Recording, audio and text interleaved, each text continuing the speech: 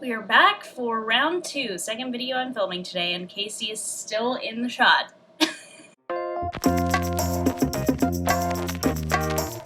Hello, welcome back to my channel. If you're new here today, my name is Odds, and we are going to be talking about the book versus the movie of Where the Crawdads Sing. So, I saw the film last night, and I have some thoughts about it. I didn't love this book. It's a very popular book. I didn't love it for specific reasons, which we'll go over in this video, and then we'll compare the book and the movie together. So I'll give you a little synopsis of the book and the movie if you're not familiar with it, but this is going to kind of be my review of the film. So yeah. If you're new here today, I would love for you to subscribe. I do 2 videos a week, beauty, vlogs, reviews, Marvel, DC, Star Wars. There's something on this channel for everyone, so be sure to subscribe. And if you like this video while you're watching, make sure to give it a big old thumbs up. So, a brief synopsis of this movie and book, because they're it's the same plot that happens. So, essentially this girl named Kia grows up in the marsh by herself.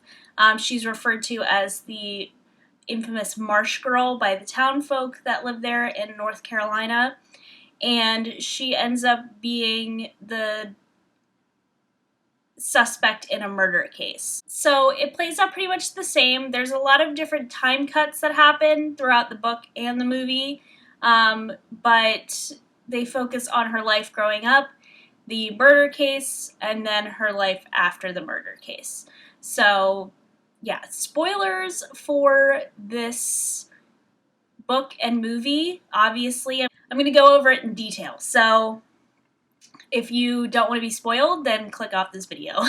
But thank you for stopping by. So yes, compared to the book and the movie, the book focuses a lot on Kia's childhood, whereas it kind of glosses over that in the movie. It really focuses on her teenage years and around the time where her love interest Tate is teaching her how to read and all this stuff. So late, like, she doesn't go to school, but it would be like late high school, teen years of hers, up until about when Tate goes to college, and then it focuses on her relationship with Chase Andrews, who is the murder victim.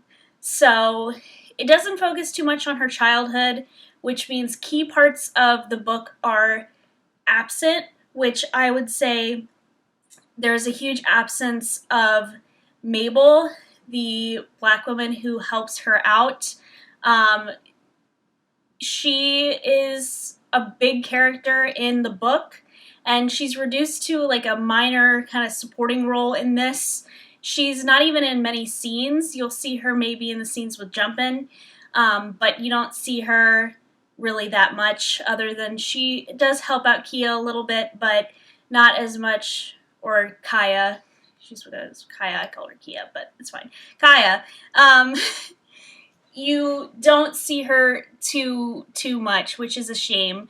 The other absence, I would say, and because a lot of the Jumpin' and Mabel scenes were cut out from the book, you see a real absence of racism, which I know we don't have to put racism in everything. Like, obviously, don't want to put racism in everything just for the sake of having it there, but it is a book and a film that takes place in the 50s and 60s, so it's there to be a little bit more realistic and to show the camaraderie between Kaya and Jumpin' and Mabel. So there's that. We also don't see anything with their church or them going to their house, which is in the book pretty early on. Unlike the book, there's less switching of time periods between each chapter. So in the book, each chapter pretty much switches between a time period. So it goes back and forth between the murder trial and her childhood, then her teenage years and stuff like that. It still does that in the movie, don't get me wrong, but the movie seems to have much more fast-pacedness versus the book, which has the pacing in the book, I feel, is all over the place. So I think the pacing works better in the film than it does in the book. But overall, I would say this story works better in the book medium than it does in the film medium. The movie has constant voiceovers, so Kaya is constantly doing voiceovers for what's going on, which I don't like. I always feel like, yes, you get an inner monologue through a book, which is what's great about a book, and you can't really duplicate that in a film, but you have to rely on your actors to act and show us, not tell us. I think that's really important. That's something that I've always learned through writing, is that you want to show, not tell. So I think it was a little bit muddled in that aspect. But I did think with what they were given, there were great performances all around. I thought Daisy Edgar Jones did great as Kaya. She was a pretty good fit for this. And the other actors, I don't know them too well, were pretty good as well. But they didn't have that much to really work on and that much to do, because this isn't a very highly emotional story.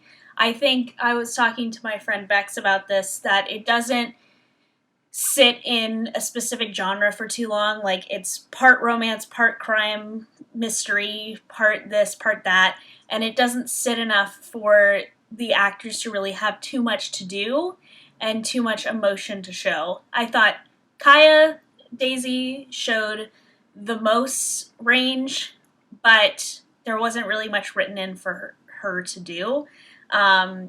So there's that. There's no poetry.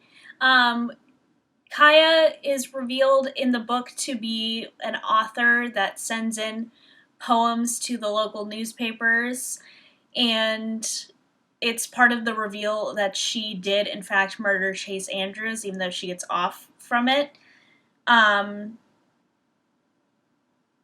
So there's no poetry featured in this at all. You see a glimpse of maybe a little bit of it in a book at the end, but it's not a focus, which I think, again, it's a good way to show the book medium versus the film, because you couldn't, unless she did more voiceovers, then you're not going to have the poetry really show. So that's kind of a shame, but I understand why they kind of cut it out. And I thought the nature shots were really beautiful in this.